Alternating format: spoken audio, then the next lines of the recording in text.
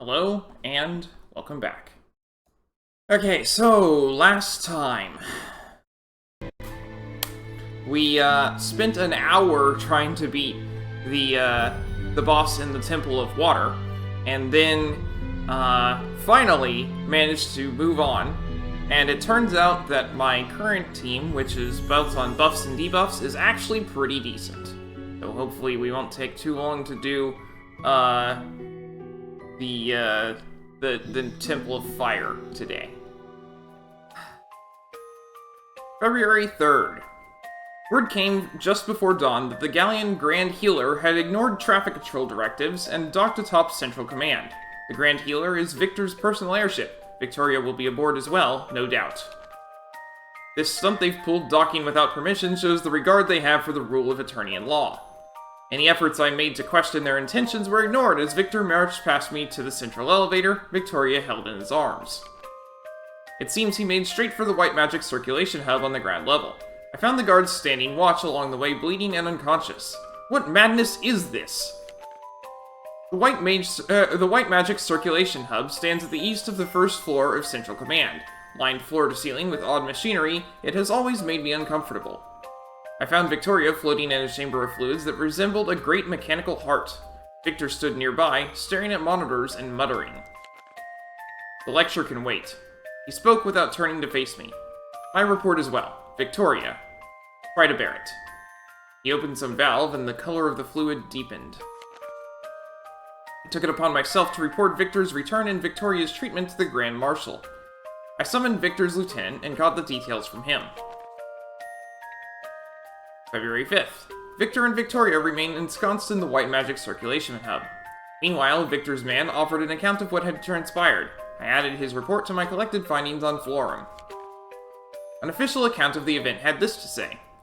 January 28th. The Vestal of Wind appeared in Florum's Sacred Flower Festival wearing full Vestal regalia. Though traditionally famed for their piety, the people met her with cold dismissal, and the Vestal's pleas were drowned out by the jeering crowd. Years into the Blood Rose Legion's infiltration campaign, prodigious funds and an aggressive citizen reprogramming effort have won them near complete control of Florum. The news entity responsible for producing the above report is essentially a mouthpiece of the Legion. Meanwhile, a bulletin from the Orthodoxy struck a different tone. As false rites come to close, the babbling brook's voice reaches the wind. Though it blows west, it cannot sense the shadow close behind it. A coded plea for help from what meager resistance remains. Put plainly, it states that the Sacred Flower Festival's end, Sacred Flower Festival's end, the Water Vestal sent word to the Vestal of Wind. The latter left to meet her, but failed to notice the assassins on her trail. A second such notice followed soon after. The water rises to meet the demon child's light, shielding the air as it vanishes into vapor. Left alone, the winds howl in mourning and rage with purpose. Heh, demon child. An apt description. It seems the water vestal was killed protecting her colleague from Victoria, and Victor's subordinate reported that it was in battle that, the battle that followed that Victoria succumbed to a fit, prompting Victor to spirit her back to the duchy. News continues to flood in from Florum, hot on Victor's heels. The same Orthodoxy rag reports that the Vestal of Wind awakened the water crystal, celebrating the return of the world's oceans to purity. Reports from across the globe corroborate this claim. This marks 2 crystals awakened at the Vestal's hands. Victoria is still out, and Victor is seen to her around the clock. The council chamber feels barren, with only 2 of the 6 in attendance. The air hangs heavy. February 16th. We've received word that the Vestal has departed Florum, but none of her destination. The purification of the world's oceans has snapped the tether binding her there. There are those who fret she's lost for good, but there are only 2 places she would go. The Crystal of Earth is protected by the Duchy's crags and the bulk of the Eternian forces. It's unlikely she'll head there first. That leaves Eisenberg and the Fire Crystal. I sent word to our men there to be vigilant, and received a response from Grandship. From the minutes of a sitting of the Grandship Council, the Vestal of Wind and entourage arrived some days ago. The council debated for 5 days' time as to whether this was to be taken as an official act or official visit or a simple act of tourism. She departed for the west before a conclusion was reached. It seems an agent of the Shieldbearers has also come requesting aid several times, but I doubt he'll find the infamous Sleeping Council any more forthcoming than the Vestal did. Now we wait for the Vestal to be snared in the nets of the fleet we've placed in the Sea of Corsairs. And there's a picture of Grand Ship. February 17th.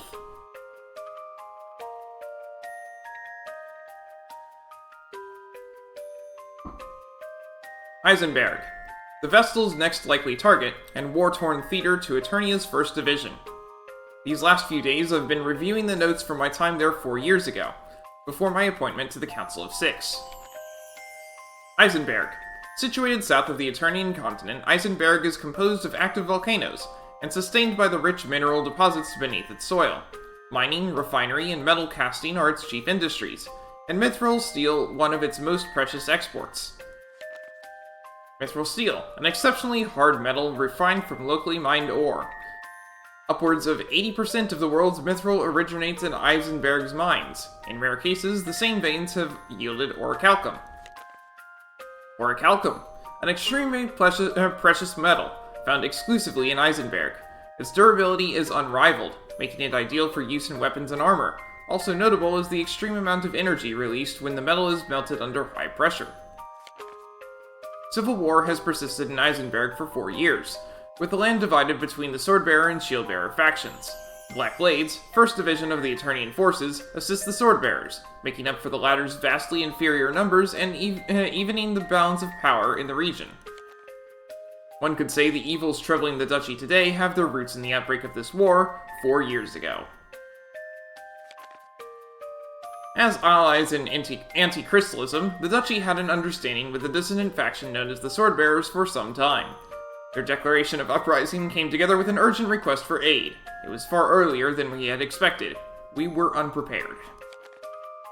Yet Eisenberg was a stronghold of crystalism, second only to Florim, and the Swordbearers represented the entirety of the nation's anti-crystalist movement. As the philosophy's chief proponent, the duchy could not deny their plea. The Shieldbearer forces outnumbered the Swordbearers 100 to 1. The war would end in one swift massacre. The Grand Marshal responded by deploying Swordmaster Kami Izumi's 1st Division under the guise of a mercenary band known as the Black Blades. The Blades' pre-dawn infiltration of Eisenberg's borders and the subsequent airship raid were successful. Starkfurt was ours by the next morning. Not yet a council member, I was sent to inspect the fortress 2 weeks after its capture, and to compile a dossier on its status and layout. That was when I was first approached by Swordbearer Commander Eumeyer Ashtray. He came with effusive thanks for the duchy's support, and none too subtle demands that the report I sent to the Grand Marshal paint a glowing picture of the uprising. But the fact remains that the rebel leaders acted in haste, and their imprudence dragged Eternia into a struggle from which it stood to gain nothing. The commander, for his part, was overjoyed, drunk on the Swordbearer's first decisive victory. I could not conceal my mounting frustration at his oblivious presumption. February 18th. Still no word on the Vestal's whereabouts. In the absence of any clues to the way forward, I find my mind again wandering back to Eisenberg. At the war's start, the Swordbearers, well, the Black Blades, earned exceptional results. With a solid victory at their backs, they then wiped out the 100,000-strong eastern arm of the Shieldbearers within a half-month's time. The good news ended there. It seems the Blades were struggling more than they let on. The turn to the Temple of Fire was forced by one subordinate's unauthorized use of lethal poison, covering the battlefield and making continued fighting impossible. Mount Karka's eruption, it later came to light, was due to another member's assassination of the Fire Vestal. By order of the Grand Marshal, the Vestal's death was to be kept top secret. Great care was taken to prevent the news spread. The Blades remain in Eisenberg today, holding the front while searching for a route into the temple to secure possession of the Fire Crystal. As the 1st Division of the Eternian forces, the Black Blades exist to spearhead the Duchy's invasion force. In order to facilitate operations in other Crystalist strongholds, the Grand Marshal repurposed his personal guard into a newly designated 4th Division, the Knights of the Eternian Sky. The unit's leader remained Knight Argent Heinkel. Due to their hasty designation, they were left with an older airship and spent night and day in training for their pending deployment. In time, they would be sent to Kaldisla, only to be defeated at the Wind Vestal's hands. At the latest report, all routes to the Fire Temple remain barred by magma. This leaves us unable to secure the crystal within, but at least ought equally bar the Vestal's entrance should she indeed come to Eisenberg. The war continues to be at a deadlock, with both sides entrenched at either end of the Eisen Bridge, but the clearing of the sea has restored the previously cut supply lines. With the risk of the Vestal's intrusion also comes the possibility to crush the shield bearers once and for all. I forget what's here. I don't know why I forgot, but I forgot. This crystal has also reverted. Wait, something lurks nearby. Another creature back from destruction. Here they come! What is this again? Ah, yes, this guy. It's weak to electricity, so thankfully I don't have to change anything for my specials. But, yeah.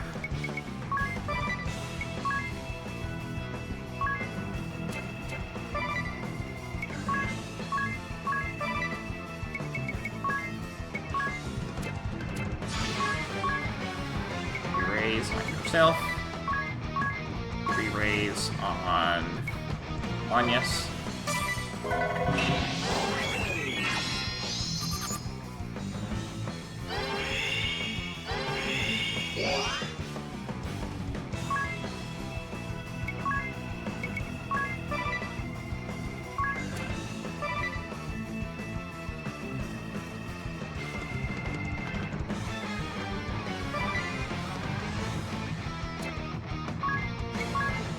One more for you.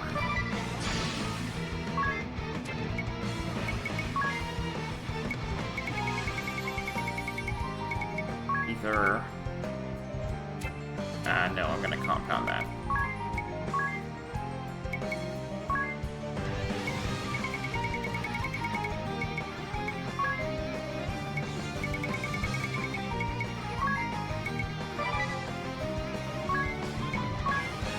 Re-raise on Tiz.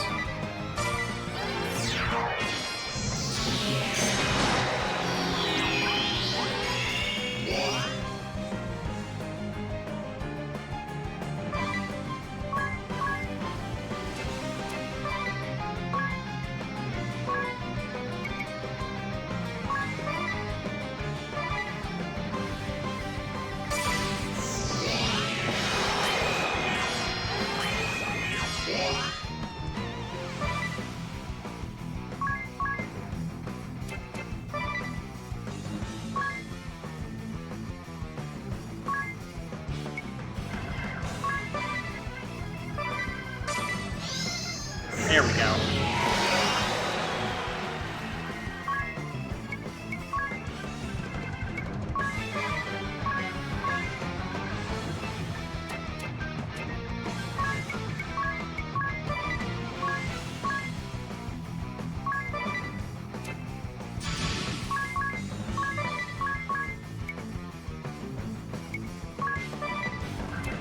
I don't care about that. You use magic attack, so actually, yeah, we're gonna do this. And let's go bash.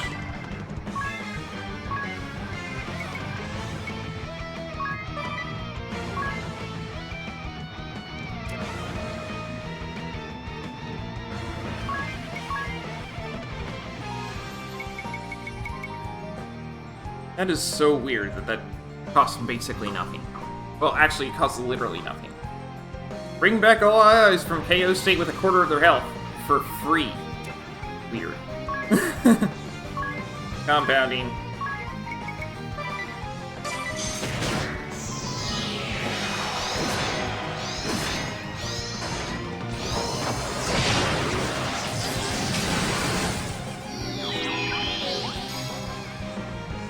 Okay.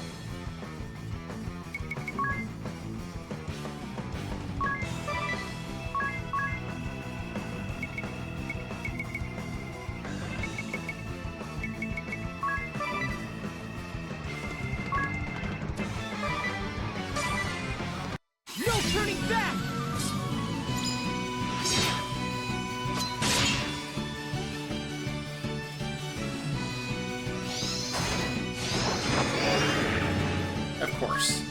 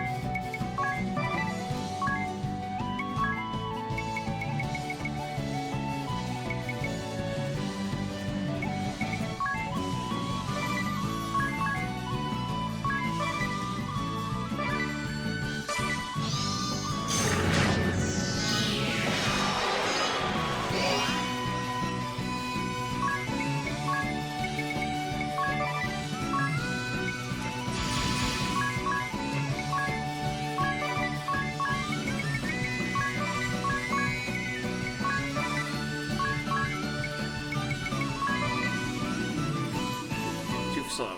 Whatever.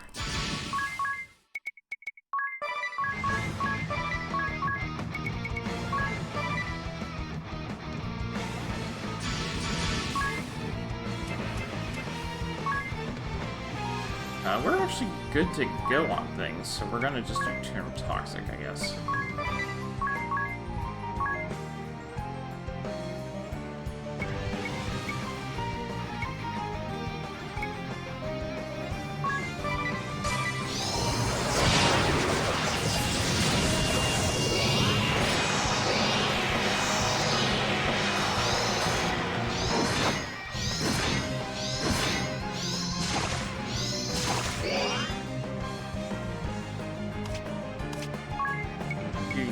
Semi.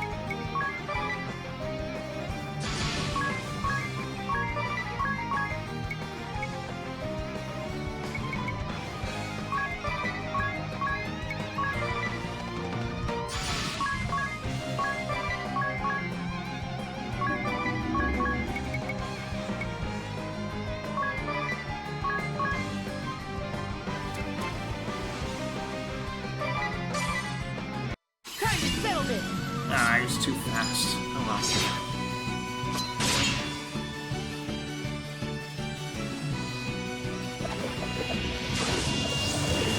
At least that skipped his chance.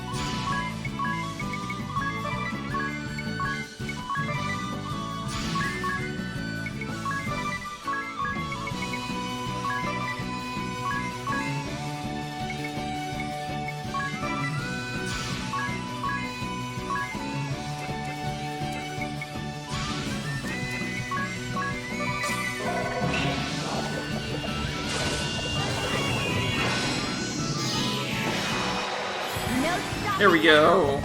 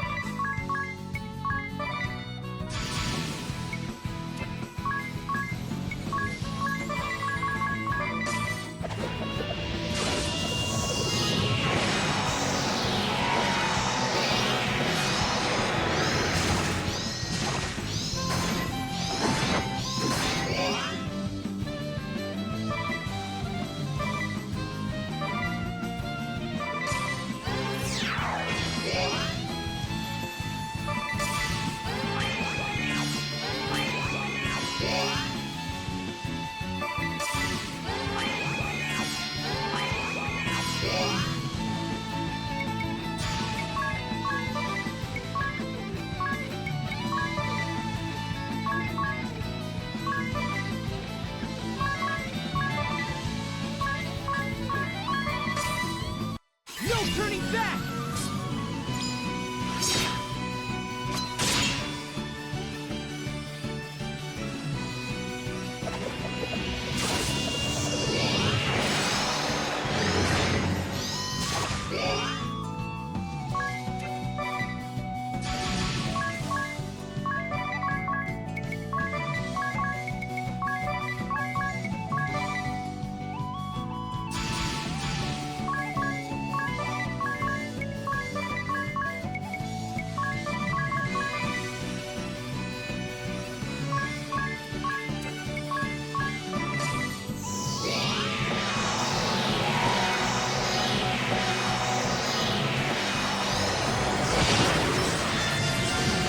Nice.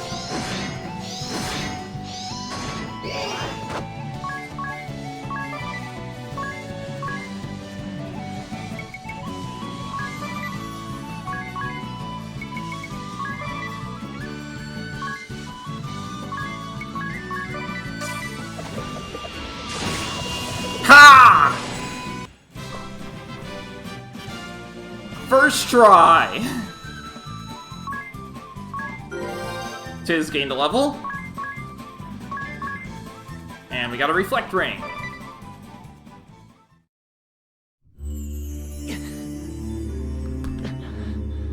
Much better than the last one. Hurry up and awaken the crystal before we are beset by more beasts! Of course.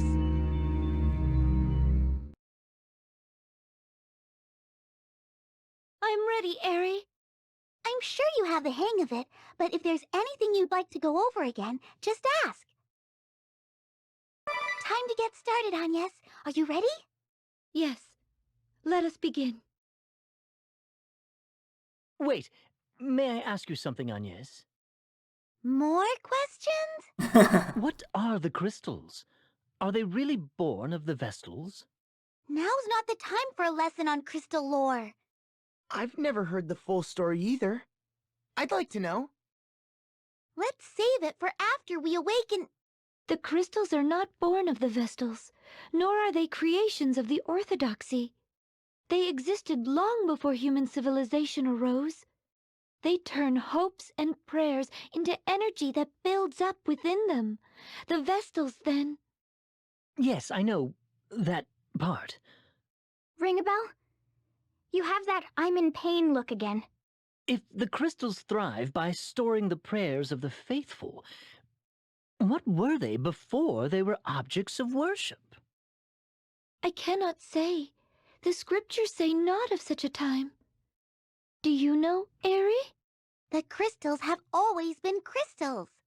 It's simply a matter of more and more people worshipping them. The Templars spoke on this. He The did. crystals should be overseen by one who looks out for the good of the people, he said. Not some power-hungry cult that has rotted to its core. What exactly did he mean by that? Huh? What's he talking about? Someone care to fill me in? I fear I do not understand either. No, it's Never mind. Apologies for interrupting.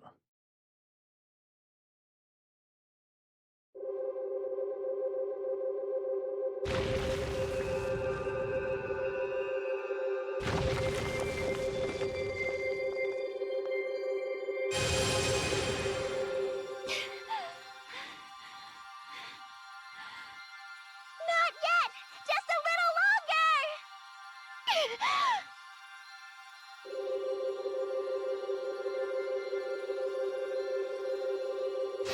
More! Keep going!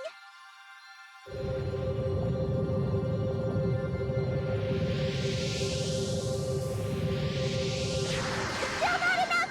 You can do this!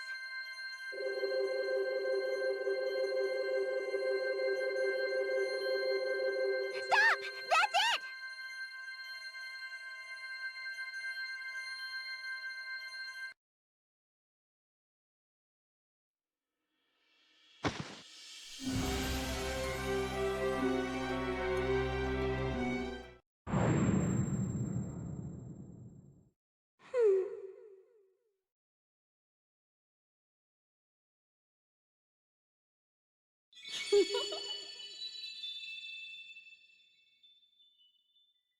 And after you'd come so far, a pity. I'm sorry. Forgive me. Sorry. She lives, but I failed to protect her.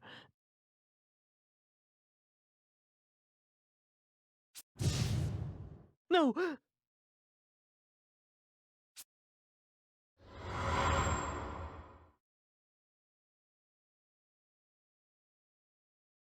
Can you hear me? Ring a bell!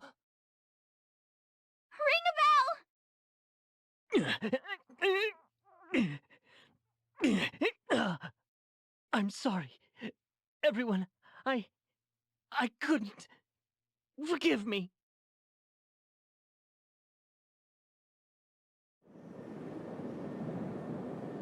Feeling better, Ring a bell?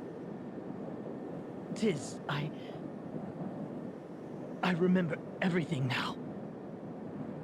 Your memory is back? That's great news! I'm not so sure. But at least it all makes sense now. Will you tell me? I am Alternus Dim, the Dark Knight. I spoke before of my suspicions that we'd been transported to a parallel world. I've been seeing more and more glimpses of the past these last few days. I remember crossing swords with you, Agnes and Idea, any number of times. And I've witnessed firsthand your death at the hands of a horrible creature. And it wasn't simply a dream? No, a memory from a parallel world, most likely. Do you remember when we first met in Caldisla? Yes. In the world before last. And what did the pattern on Ares' wings look like then? It looks like the number 3 now, but in the previous world, it was a 4. Now that you mention it, how about the world before last? It was a 5. I recall it clearly. It's decreasing? In my memory of you 3 getting killed, the pattern looked like the number 6. And that means... In short, I'm the Dark Knight from the world before your own. I see. The pieces are starting to fall into place. I don't want to believe it, but I think Eri really is... She's... I could only watch it happen.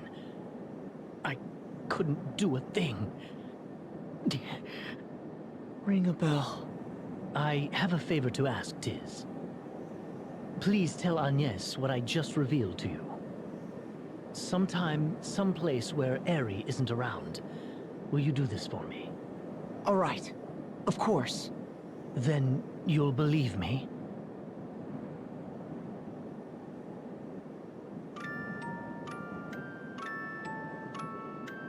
There's the plot for you.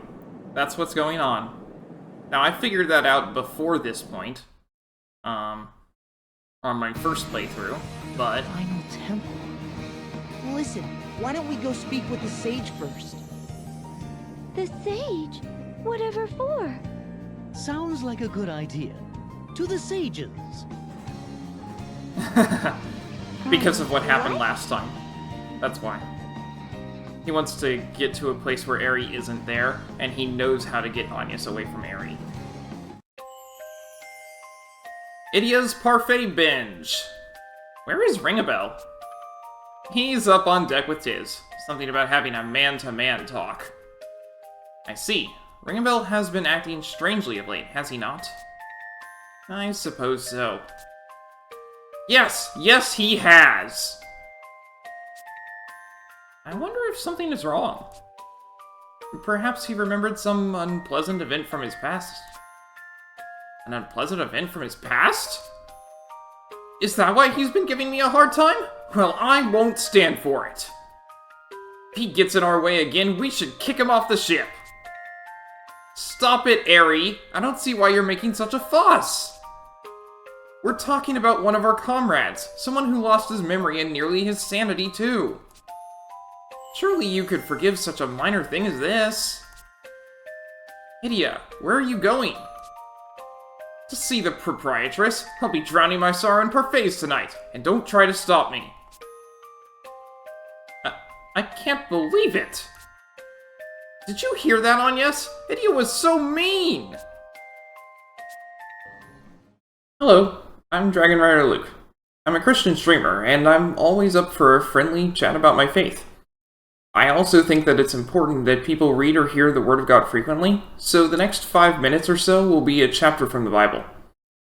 If it feels like I'm skipping around, that's because you're not watching my videos in stream order.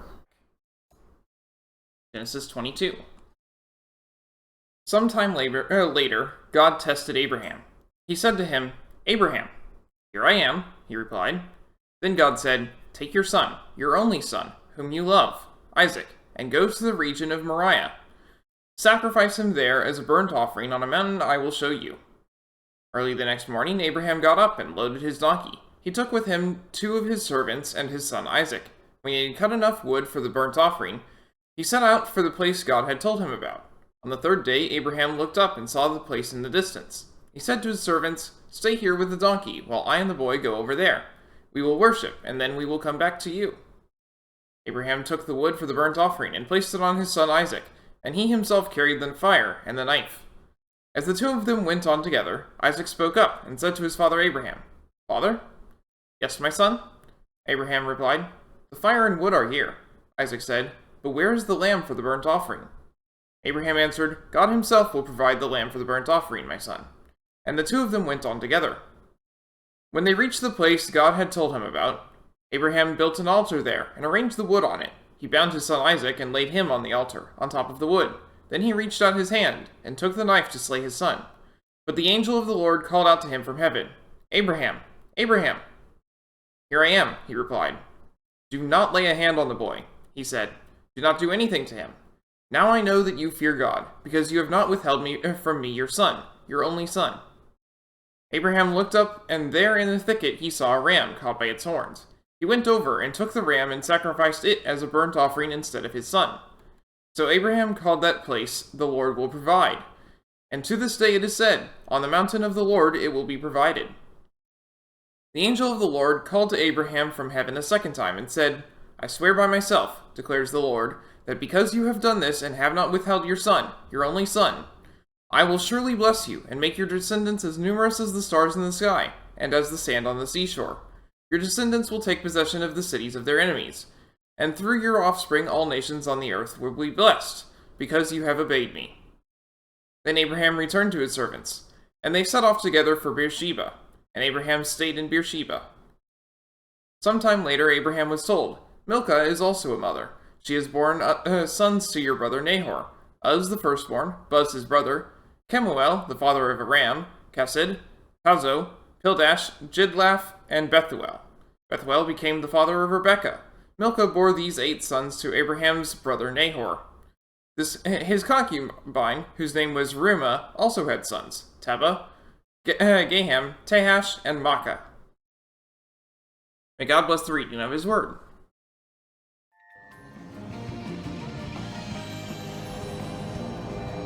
Ari, you are losing all of your favor with the party. I know where we're supposed to go, but I have side quests that I want to do before then. So, particularly... Yeah, here we go. I want to get both of the last dragons. And I know how to cheese them, but I'm going to see if I can do it without swapping Idia's stuff again. So... Save. We're all fully healed.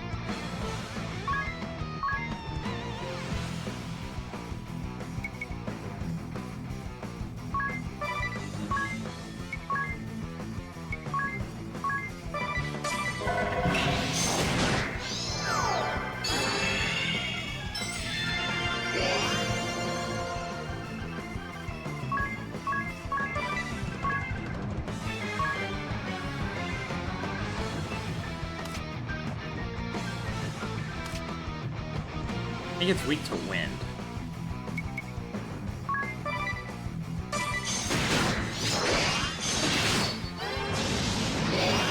Yep.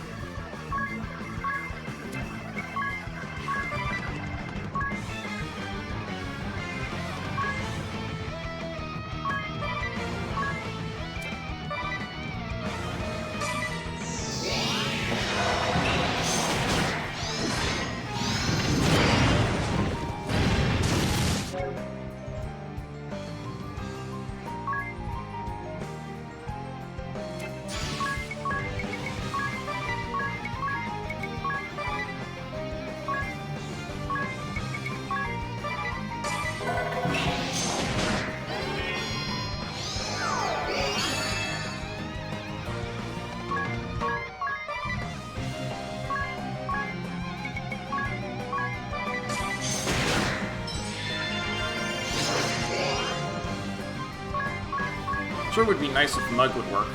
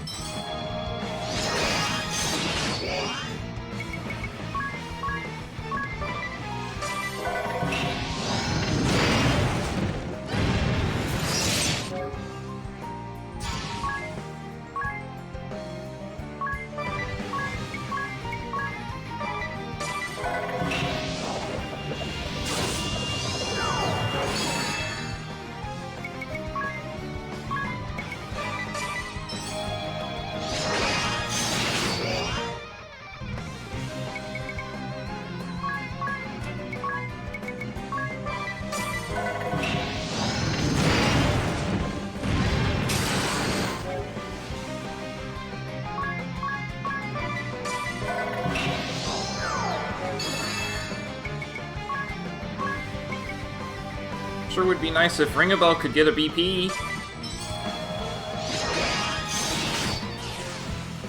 Well, whatever.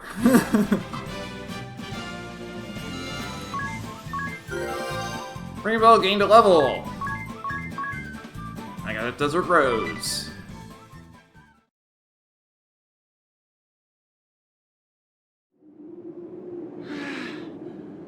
We won. You have defeated my guardian. Very well. I shall grant you the Earth Keystone. All right, one more to go.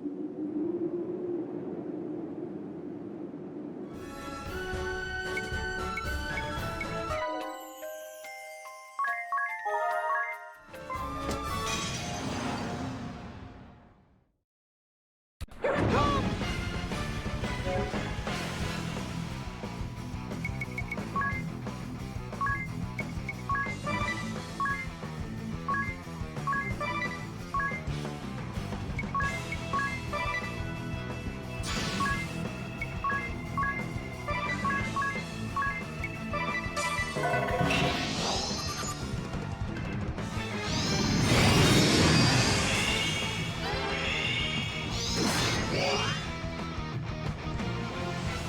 Oh boy, it inflicts stop. That's fun.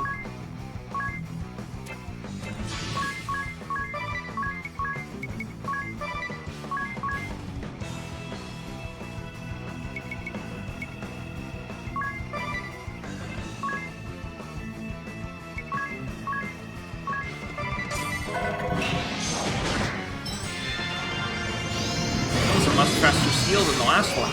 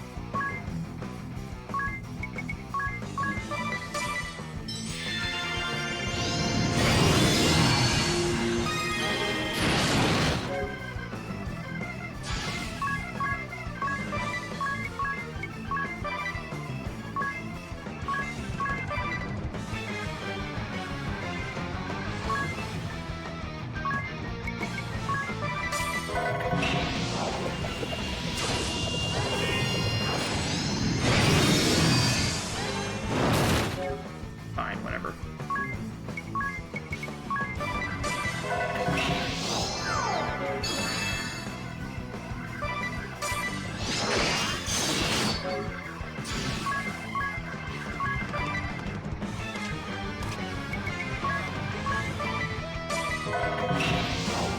Kinda settled it.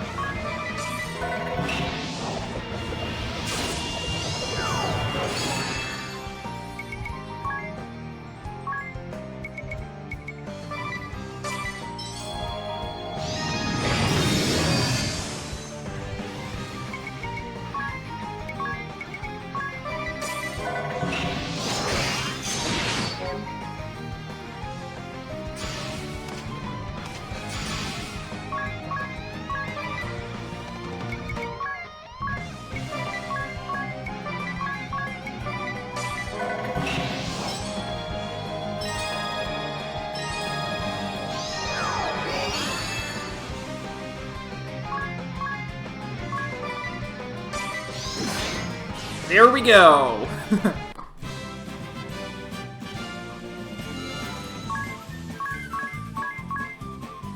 We got a permacrystal.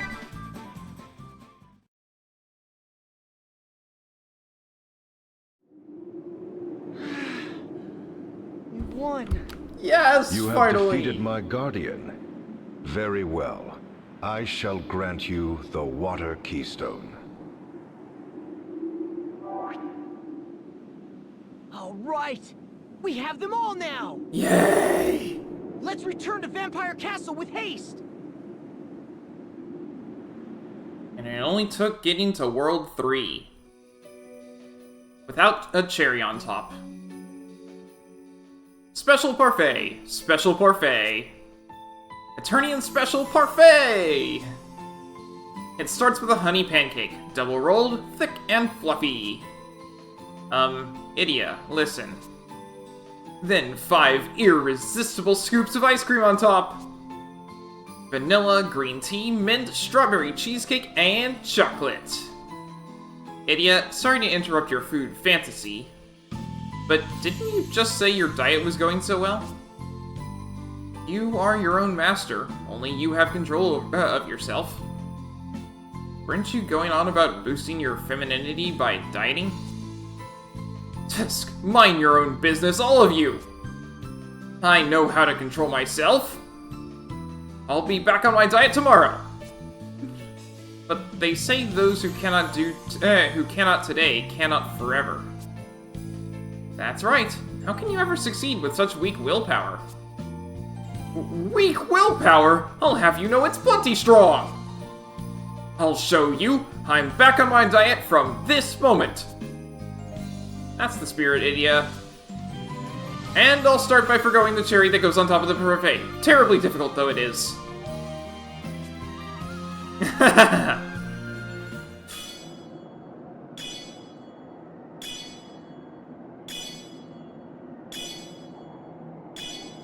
There we go.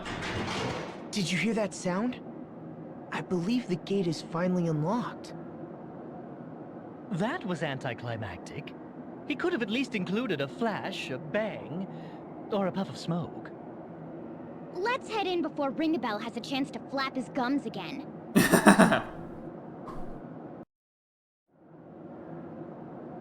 The reason why she said Idia spoke that way is because technically it's possible to view that in the first world, or World 5, as you might now more properly call it.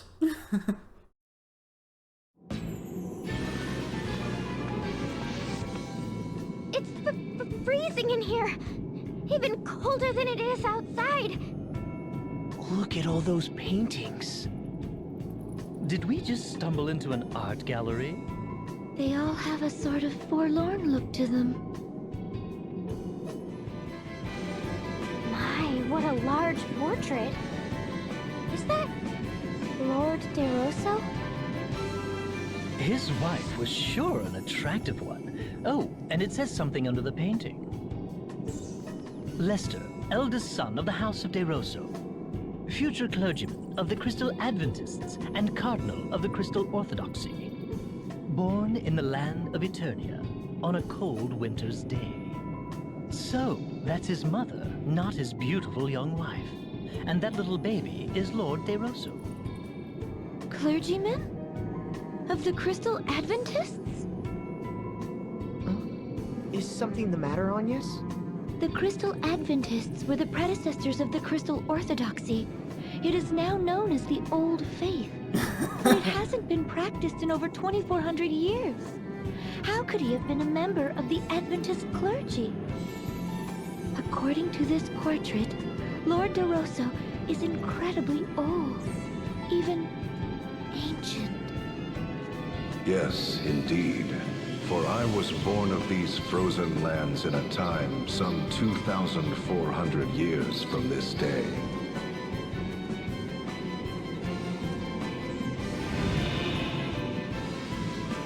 And this portrait?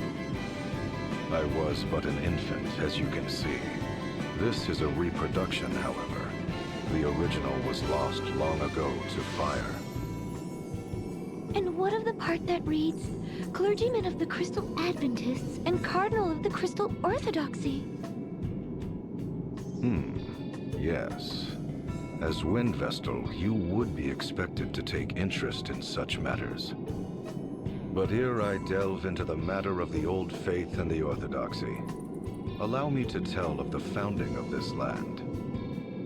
As you may well know, this land had long been ruled by the Crystal Orthodoxy. However, 15 years passed, the Templar rose up and occupied their lands. Thus was the Duchy of Eternia born. Or so I expect you have been taught.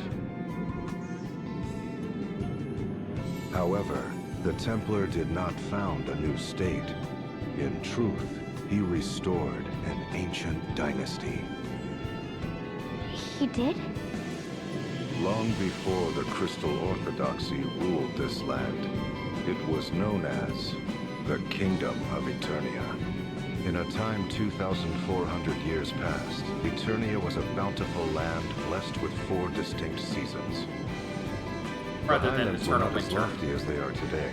People and ideas flowed freely from other lands.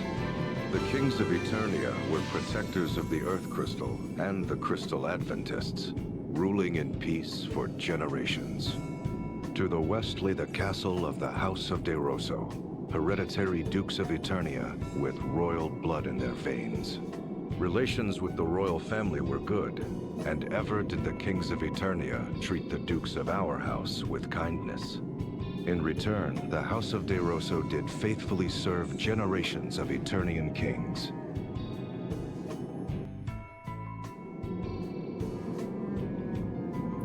Huh. Okay.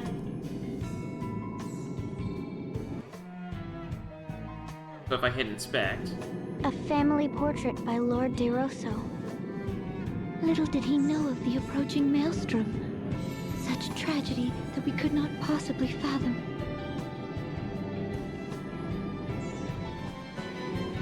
What magnificent vestments.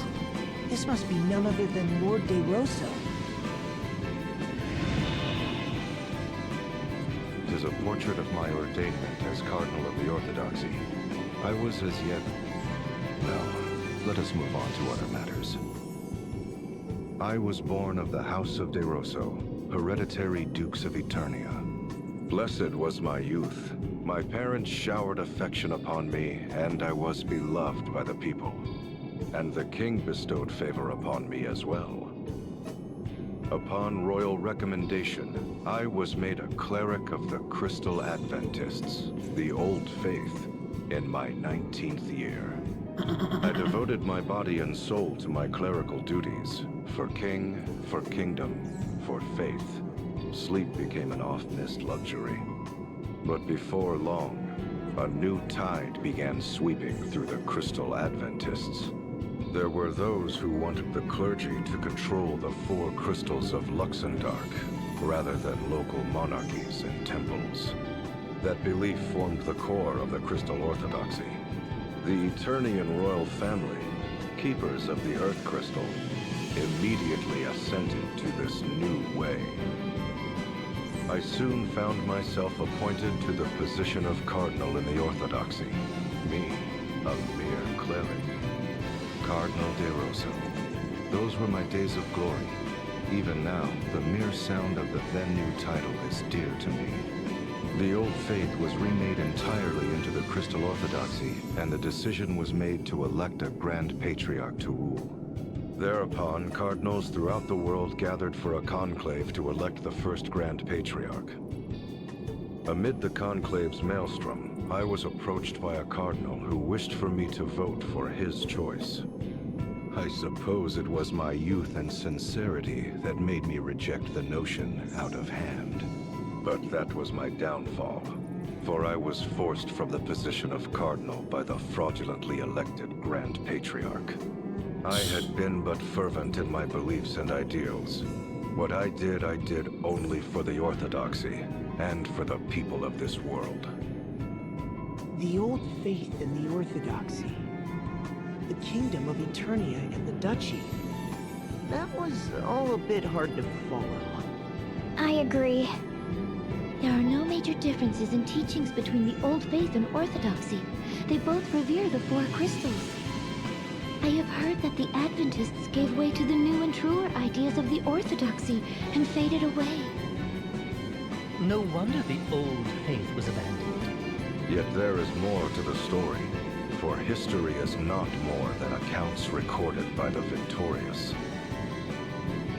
To solidify their power, the victors showered contempt upon the vanquished. So it was those who held the reins of power within the Orthodoxy relentlessly pressed for the Adventists' eradication. Ugh. No one recalls the words of the vanquished if the victorious write them out of history. 'Tis as if they had never existed. I've been Ouch. taught that the battle between the two faiths had been fierce, and in its wake, devastation persisting to this day covered all the lands. That is an uncharacteristically accurate account for the Orthodoxy, save for their false reckoning of time. It was after the Orthodoxy had begun ruling the world that the endless conflict with the Adventists began. I should know, for I was there to bear witness firsthand. Lord De Rosso, how could you possibly be that old?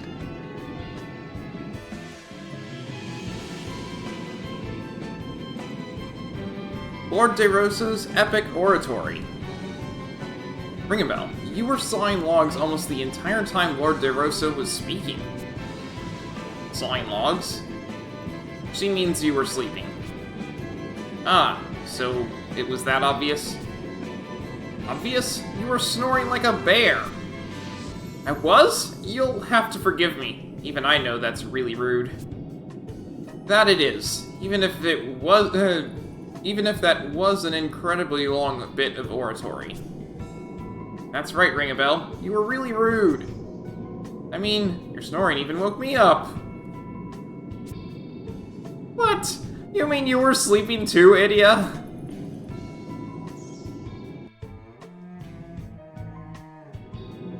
Lord De Rosso's ordainment portrait. From the old faith to the orthodoxy, Lord De Rosso's fate was sealed upon his ordainment. This one shows a castle in flames. A large army surrounds it. It looks as if it could fall at any moment. Is this not this very castle? See, this is the western corridor right here. There's another castle burning in the distance. It's near where Eternian's central command is today. So then, that's the Orthodoxy's head temple in flames? Nay, the distant castle in flames belonged to the King of Eternia. That's what I expected. And the castle in the fore. 'Tis the abode of my family, the House of De Rosso. But why? Why would such a terrible thing? The kingdom of Eternia was suddenly beset by a great host from another land. We would later come to know that it was a four-state coalition sent by order of the Crystal Orthodoxy. Yep. They had been told the King of Eternia sought a return to Adventism and was arming for war against the Orthodoxy. The Grand Patriarchy used this fiction to order a great muster of forces from across the lands. Alas, I failed to heed the many warning signs. I rejected the scheming Cardinal's choice for Grand Patriarch.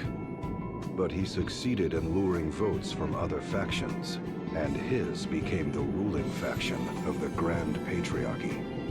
It was they who wished to establish Crystal Orthodoxy as the uncontested world religion. Under their orders, the castle of the Eternian King was besieged. It fell in mere weeks.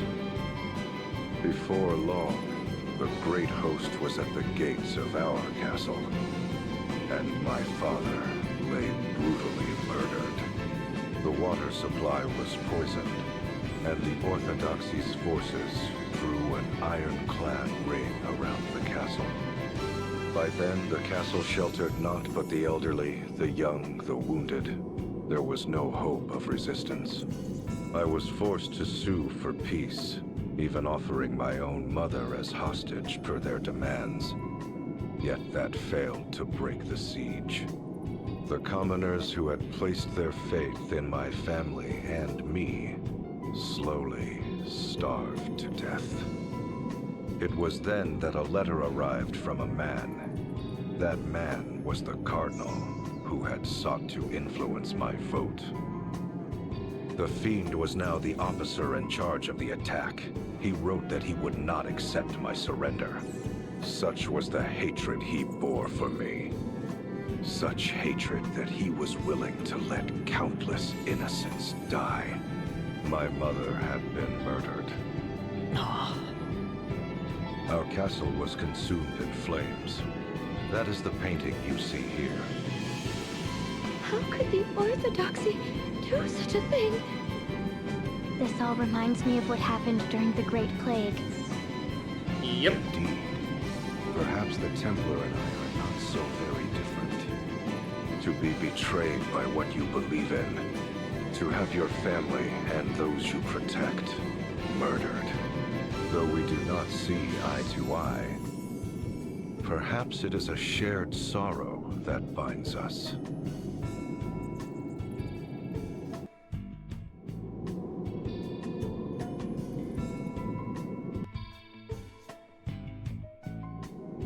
Lord De Rosa's castle siege painting. Such a tragic tale.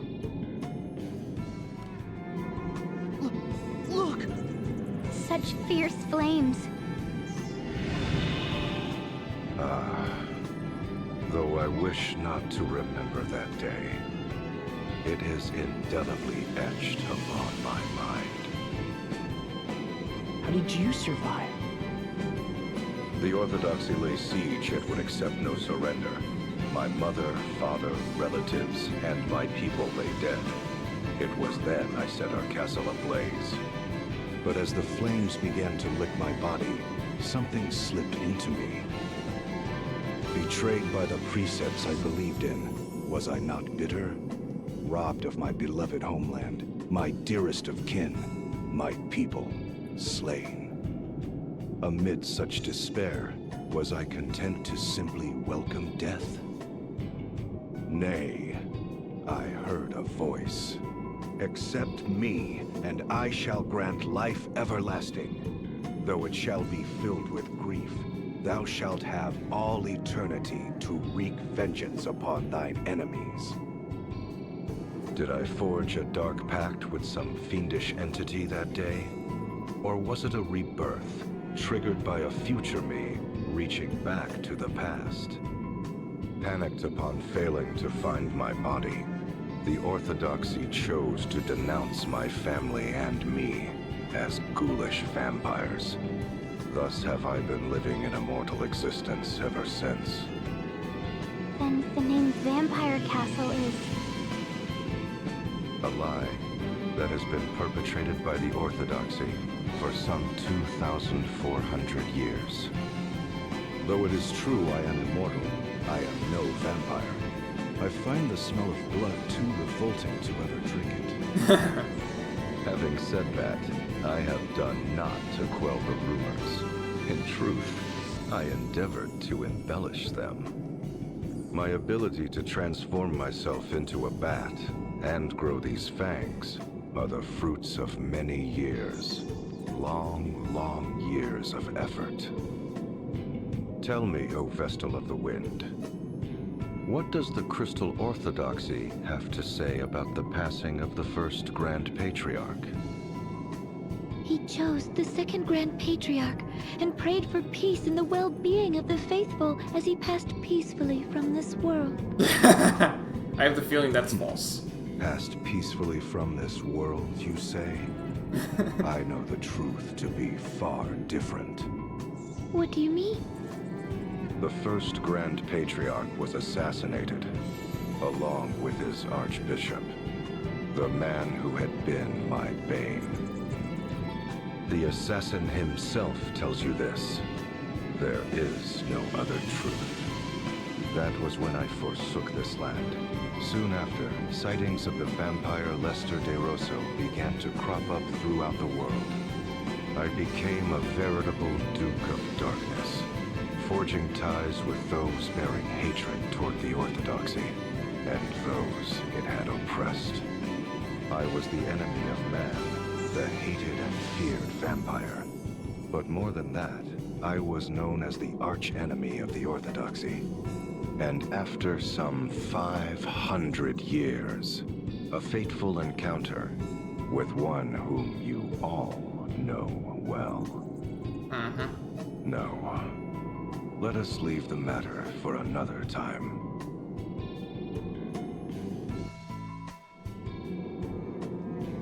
And he told us of that story. The portrait depicting Lord de Rosso's immortality. He was granted everlasting life.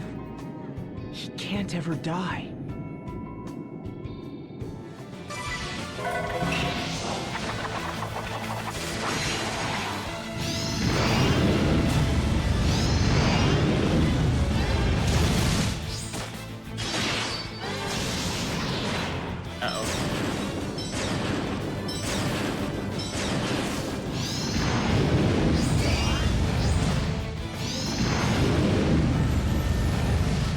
Well, that's the thing.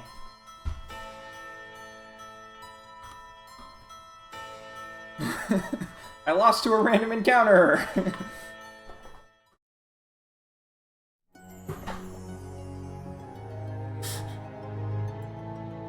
Okay, so, you might have noticed it. That was really fast. So, we have now hit the point in the story, thanks to Ringabel getting all of his memories back, where they changed the title screen. At the bottom of Bravely Default, it used to say, "Where the Fairy Flies." You can see what it says now.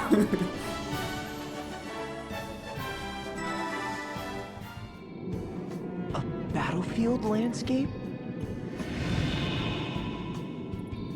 It represents the long and hard-fought war between the Orthodoxy and we denizens of darkness. For 500 years, my thirst for vengeance remained unsated. It had also been 500 years since the Orthodoxy had been founded. The world was in the midst of an age of seafaring and piracy. Compared to the great exchange of ideas and information, the once hallowed Orthodoxy began to lose its luster. The authority of the Grand Patriarch and the Orthodoxy itself began to wane. Fearing irrelevancy, the Grand Patriarchy acted rashly to regain its authority. This led to the unusual decision to select a commoner, the gifted young Yuliana, for an important task. Yuliana? Sage Yuliana? Yes, indeed. At age 20, the young Yuliana became High Inquisitor of the Crystal Orthodoxy. It's hard to believe he ever was young. Yeah. It was no laughing matter, for there was no one more skilled at rooting out enemies of the faith than he. The Shadowy Ones, those who had been working against the Orthodoxy, were crushed by the host he led. In the several decades that saw him age, I cannot count the number of times we have crossed swords, he and I. In the great battle waged on the Karka Plain, the might of our clashing forces rent the very earth into a vast rift. You mean the rift under Ison Bridge? Yep. In the battle at the foot of Mount Fragmentum, our armies smoked the mountain to its very roots. Oh. So that's how that ravine was created. And in the battle fought on the Harina Plain, the once fertile earth was reduced to desolation. The loss of that fertile plain is believed to have ushered in the downfall of the Harina dynasty. To think any sort of battle could change the face of the earth so. We fought our final battle 1800 years ago on the Norende Harina Heights in Desert. the land of Kaldisla. The Norende Heights? That's where the Great Chasm opened up! In the end, Juliana, High Inquisitor of the Crystal Orthodoxy, utterly defeated me. Lord De Rosso, leader of the Shadows. You were defeated? But you're here with us today. Yes, well, there was more to that final battle than meets the eye. You see, I ceded the glory of victory to young Juliana that day. I say young in my reckoning, for he was already 100 then. Juliana returned triumphantly to Eternia with what he claimed to be my remains. What he brought them was not human. And when the Templar attacked the head temple 15 years past, it is said they found my tomb deep underground. Ever dreading the darkness and my return, the Orthodoxy kept those duplicitous remains under arcane seal for over 1,000 years. Wow. 'Tis a tale replete with irony, is it not? That's funny.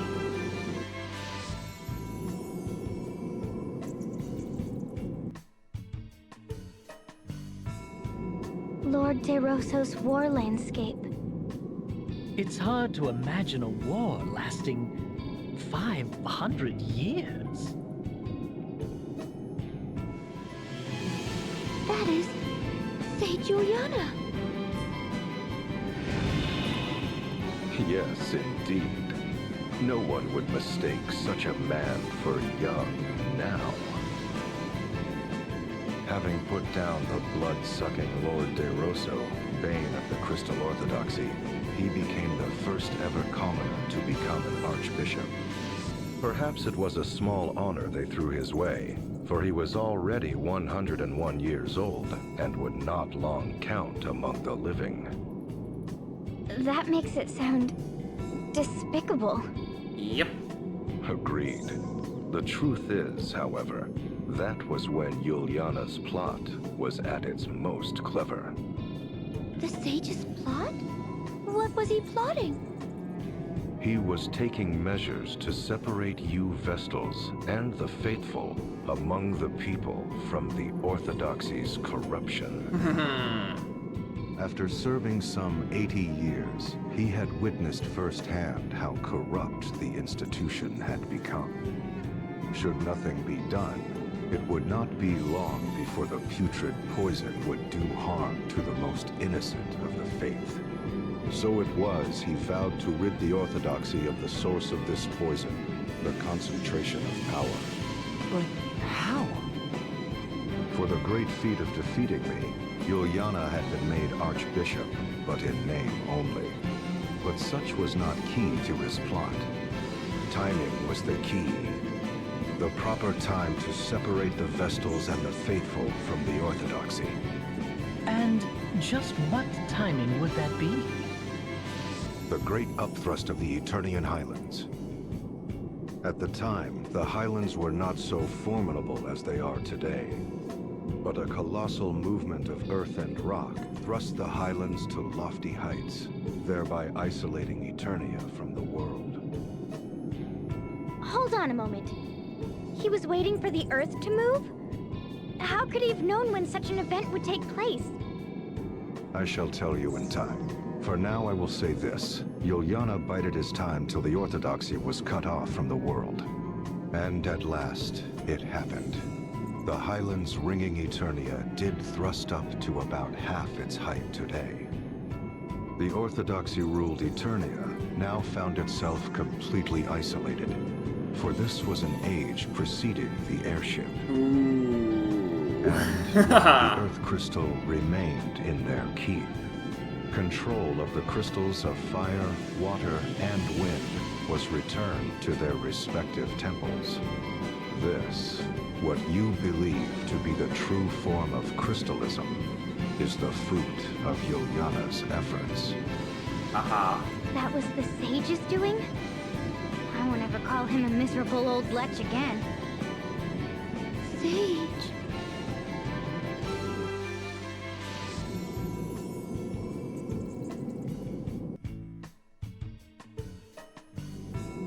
A portrait of the Archbishop.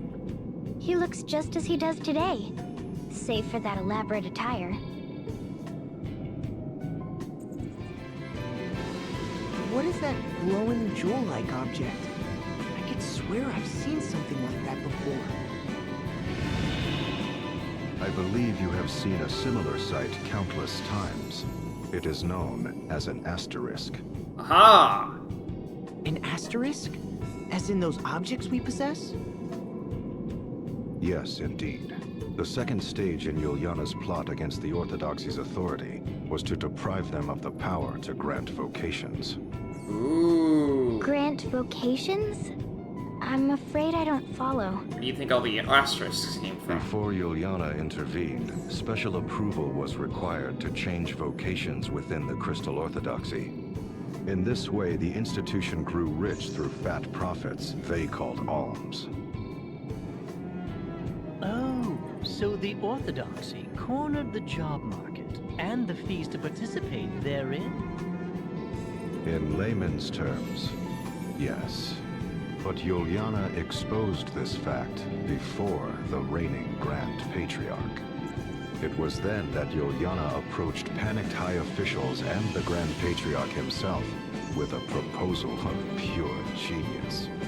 He showed them a stone known as an asterisk, saying the granting of vocation should be based on it, overseen by the Orthodoxy. Those who sought such vocations would apply to the Orthodoxy and pay a fair price. Anyone with the means to pay could thus learn a new job. That's no different from the old system where people had to pay alms. No different indeed. But the Grand Patriarch and his officials had not but the material profits of the Orthodoxy in mind.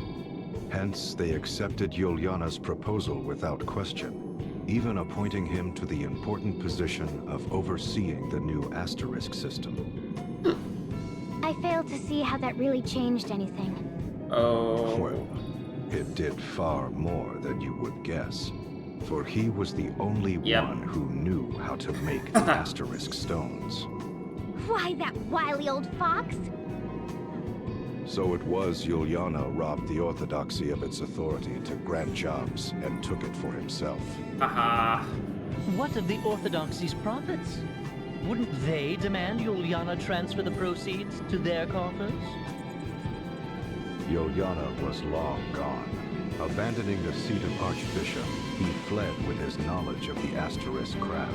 Aha. He also took arms and armor the Orthodoxy had seized from around the world, items of such power that their use was forbidden. He took them all and sealed them away in a hidden location. They now lie secreted away against the day the Orthodoxy's tyranny or some other impending doom threatens the people. He then hid himself in Yuliana Woods until those who knew him reached the end of their natural lives. But that did not take long, for I led the forces of the shadows to ensure their swift demise. I had always believed the Crystal Orthodoxy required not but the crystals, the Vestals, and the faithful. With the institution free of corruption, I returned to my homeland of Eternia after a 700-year absence. Where my family's castle once stood, I built a fortress of ice from whence I have been watching over the Orthodoxy's head temple. Meanwhile, Yuliana retired to that land to tend to the Vestals, but you know of that better than I. Say, Juliana.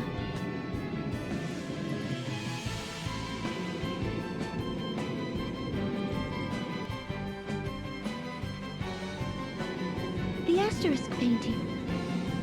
Sage Juliana created asterisks to chip away at the Crystal Orthodoxy's authority.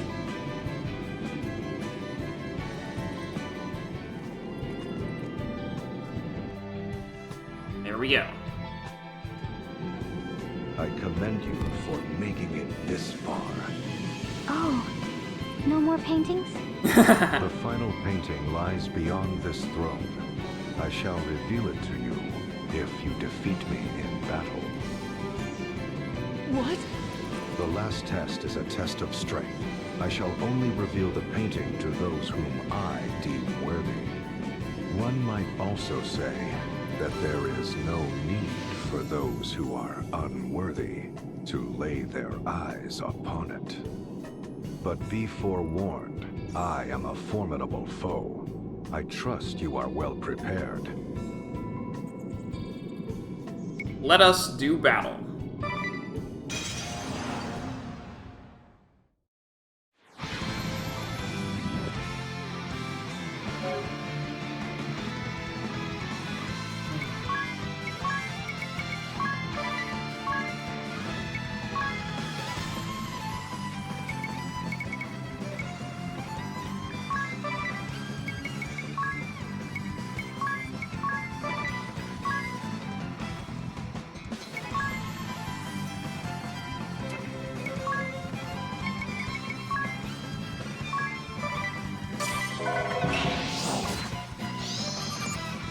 He's weak to light. I can't poison him. Okay.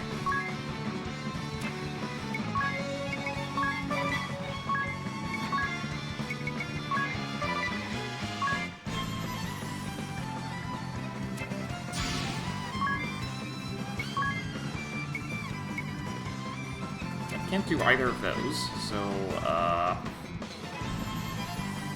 you're not doing a whole lot, are you? Oh, I feel silly.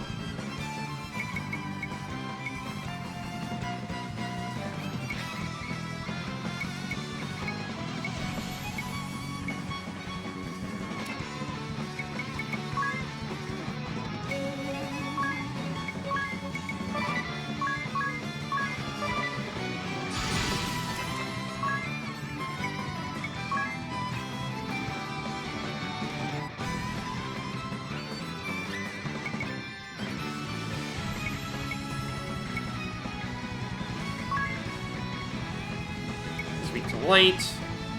Guess what? I have a bunch of glitter bugs.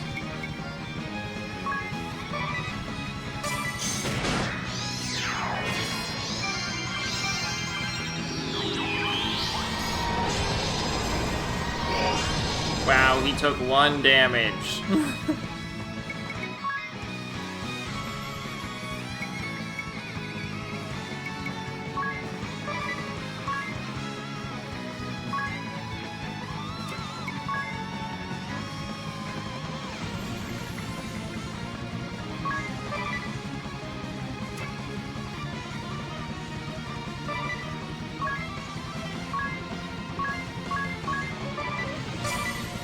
Time to settle this!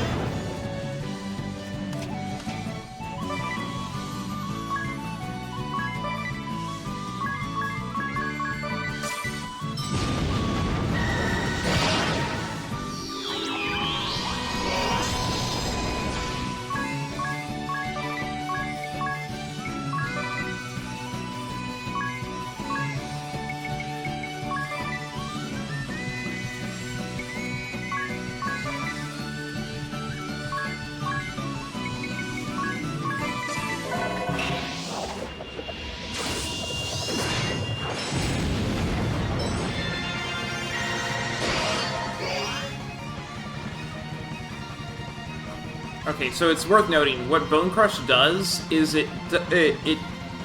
so, I've seen Bone Crush before on another enemy, and that's the specialty of his, okay, I should explain, because you might have just seen Bone Crush did 0 damage. So, I already know what his asterisk does. And what it does is it lets you use abilities of foes that you fought. Bone Crush is an ability off of one of the foes that we fought. It does damage equal to how much health you are missing. Since we were missing no health since I had just healed, that meant that Bone Crush did 0 to everyone. But that's how that works.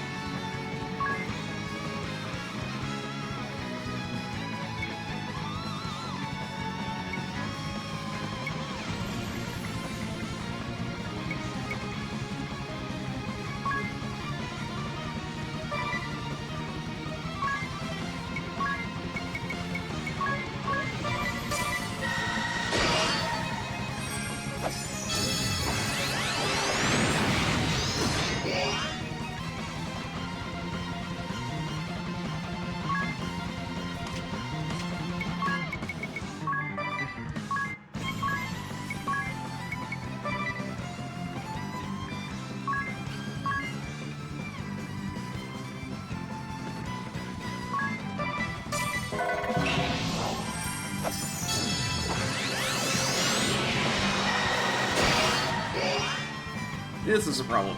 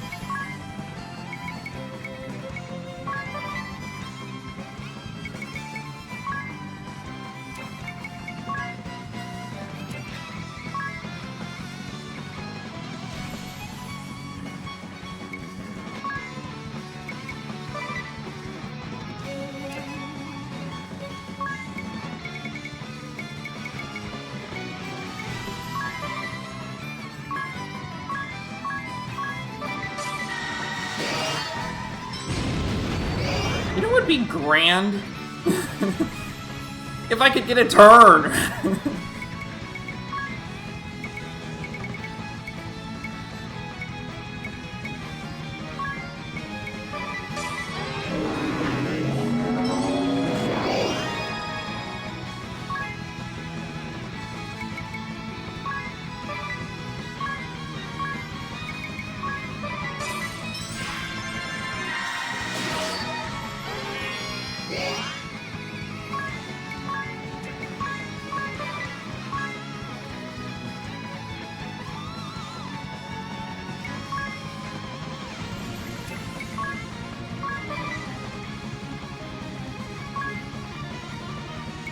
I didn't want to have to use an elixir there, but I absolutely needed to.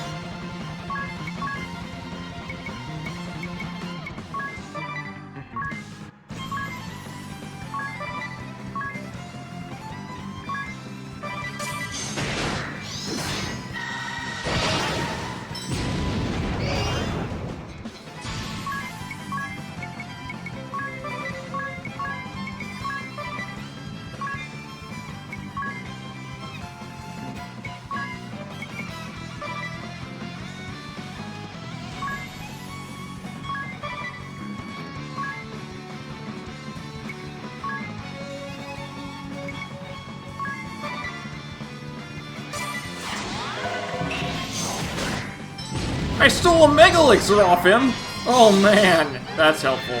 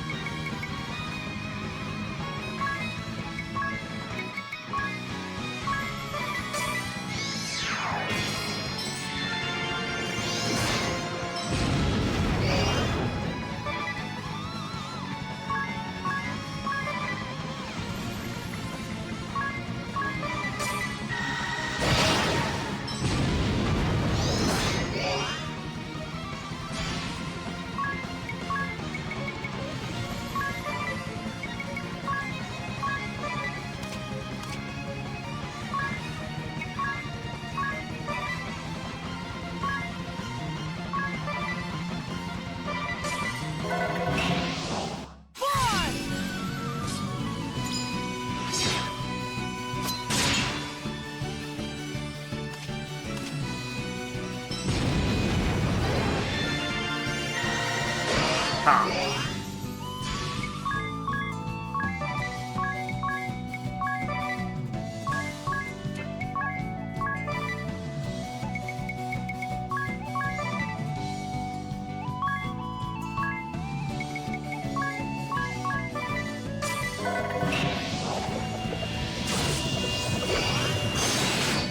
There we go.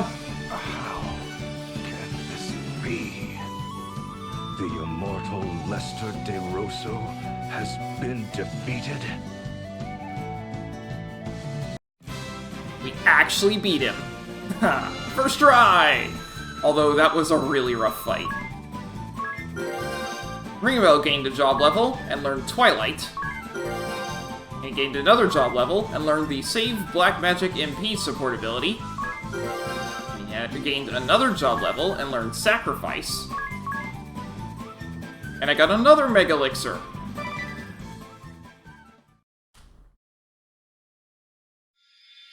And we got another asterisk. At long last, we got another asterisk. We got the Vampire asterisk.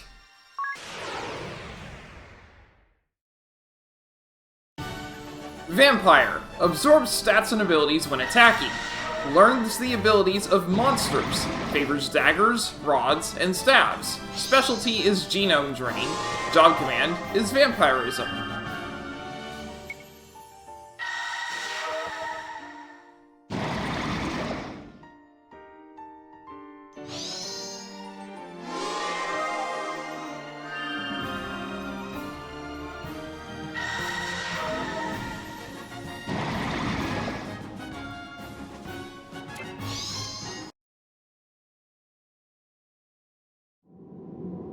I am a man of my word.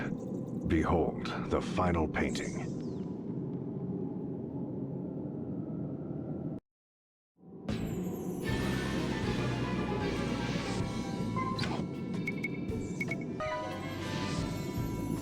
I grow weary. I bid you, leave me in peace.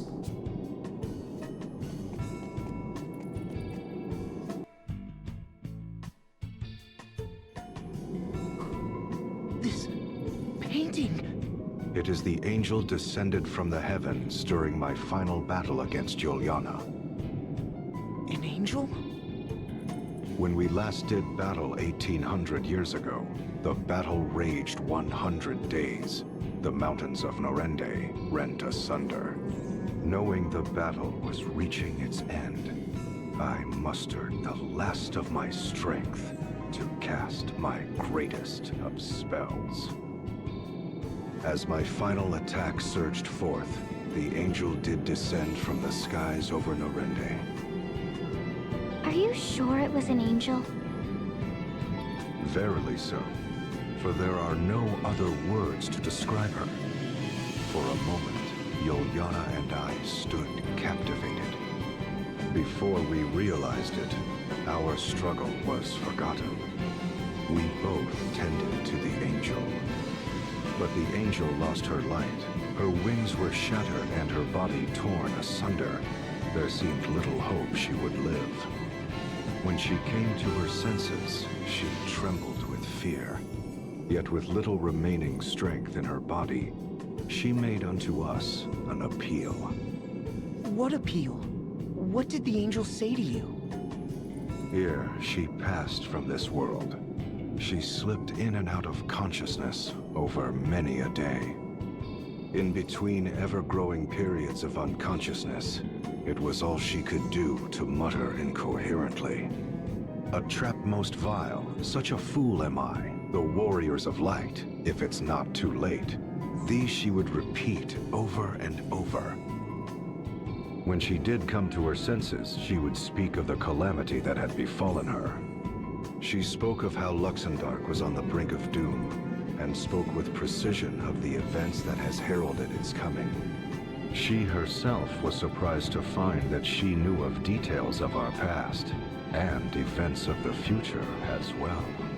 The struggle between the old faith and orthodoxy, the tragedy that would befall my family, my immortality, even events of the distant future. The distant future? Yes, for the angel spoke of events that have not come to pass even now. Events that await you in your future. She told of a bringer of evil who would appear in the guise of one friendly to the Vestals and seduce them into unleashing chaos in the name of awakening the crystals. This evil one would destroy Luxembourg by piercing the boundary that protects this world. And the opening of a great rift that sunders the earth shall herald its coming. The Great Chasm. The angel told of many other omens ere the great chasm would open. The light of earth shall raise up the north, and a deathly plague shall cover all the lands. Then shall a great rift rend the earth. She then entrusted me with a certain task, one that only an immortal such as I could fulfill. What sort of task could only an immortal fulfill? That I cannot say, for she swore me to secrecy. But thereupon she quietly passed from this world. For 3 days and 3 nights, my former mortal enemy Juliana and I spoke of what had transpired. Ultimately, we vowed to join forces to prepare for the coming doom of which the angel had foretold.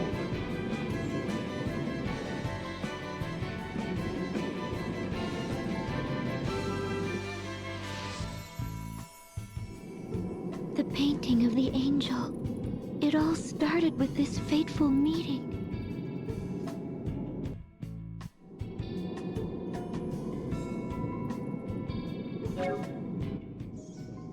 Alright, time to head out.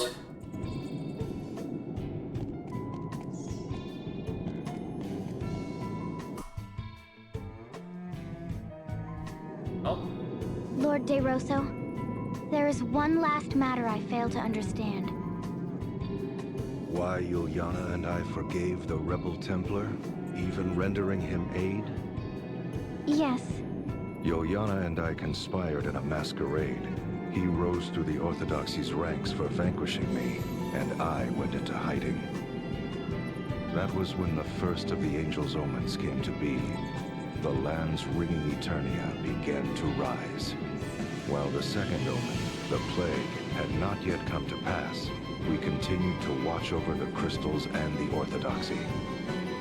So did 1,700 years pass in relative peace, save for a handful of suspicious crises surrounding the crystals. It was not till 30 years ago that the omens returned as if out of legend. First, the land's ringing Eternia began to rise once more. 10 years later, the Great Plague struck, whereupon I knew the Great Chasm was coming. It was then that we began our preparations to strike. It was evident from this series of events that the crystals were involved in some manner. Before the appearance of the Great Chasm, we would assault the temples and seize the crystals. We readied our forces for this plan. I entrusted the task to the Templar, a former cleric of the Orthodoxy. He was also to lead the newly mustered host. Oh, Father. While far from infallible, that was the best response I could manage for the coming of the Great Chasm.